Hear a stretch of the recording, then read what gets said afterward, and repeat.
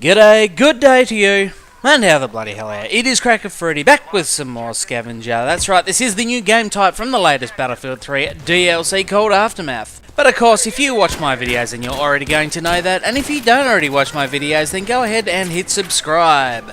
Now this isn't an overly fantastic gameplay, but it is one I already had saved on my computer, and besides, none of that is important because of course what is important is the fact that it's Friday, and that means it's time for another drunken story. And today's drunken story is about a friend of mine, quite a good friend of mine actually, and basically I'll start by saying that we were out at a pub having a drink and everything like that. He was single. I of course have had Mrs. Cracker Fruity for quite a while now, so I was not single. But what I was doing was playing the part of the wingman. So anyway, I spotted a girl that I knew from a local coffee shop that I see all the time, and I thought, well, this could be a match made in heaven. I showed him, he was relatively interested, so we went about our business of going up, talking to her. I, of course, introduced my friend, and that's how it all started. So anyway, things were going along quite well at this point. You know, we were all talking, all having fun, everything like that. The three of us were really getting along quite well. You know, my mate was sort of moving in on the kill, so to speak, and you know, she was coming around to it. You could see that she was somewhat interested as well. Anyway, as the night wore on and the drinks got a little bit stronger and that sort of thing, we were all starting to get relatively drunk at this point, and she made the suggestion that we both head back to her place for a couple of drinks.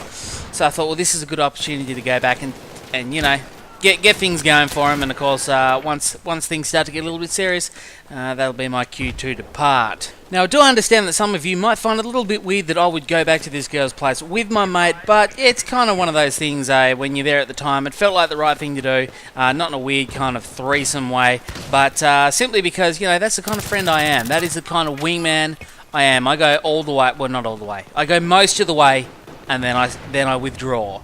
And that doesn't sound right either. Anyway, I follow through, I help my friend out, and then I leave at the right time. Now that we got that sorted out, yes, we went back in a taxi to her place, and we got there. She got a couple of beers out, whatever else we're doing that, listening to the music, and eventually the move was made, and my mate went and sat on the couch with her and that sort of thing, and we were all just chatting away, and eventually things started to get a little bit more serious. They were starting to cozy on down, so I thought, okay, this is my chance. Call a taxi and depart. And that's exactly what I did. So from this point of the story onwards, obviously I wasn't there, but I'm going to continue to talk about it as if I was there, just to make the story easier and more flowing. But obviously this is all coming out of his mouth, which I heard about later on. So once I had departed the room and her flat, they apparently got down on the couch and they started to, you know, have a little bit of a session, that sort of thing. They were getting it on for a little while, you know, and eventually things got a little bit handsy. I don't know which side of the fence that came from, most likely a little bit of both. But anyway, eventually the call was made by her to go back to her bedroom. So that's exactly what they did. They went back to the bed and that sort of thing. And now this is where the story eventually gets a little bit humorous. So once the move has been made to go back to the bedroom, they're lying there having a bit of a hug and a bit of a kiss and that sort of thing. And of course the natural progression from that point onwards is for my mate to reach around and start undoing the bra.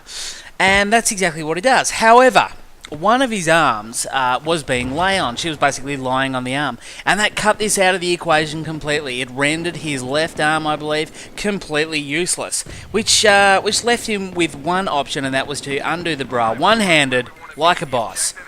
Now this is where things got a little bit difficult, because once he reached around there and had a bit of a feel, it was one of those special bras that I'm sure dads everywhere love. It's got 3 little hooks on the back of this bra, and this is where the problem began for him.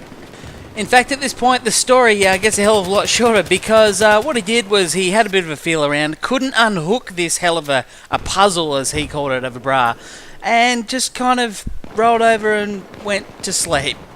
So, apparently she was left a little bit confused and that sort of thing. But anyway, he's just, you know, given up at that point of the evening. He was a bit too drunk, and he said he just had a crack and stopped caring. And then the next day, so, yeah, there's always the awkward morning where you wake up, realise what you've done, realise what she's done and what didn't happen.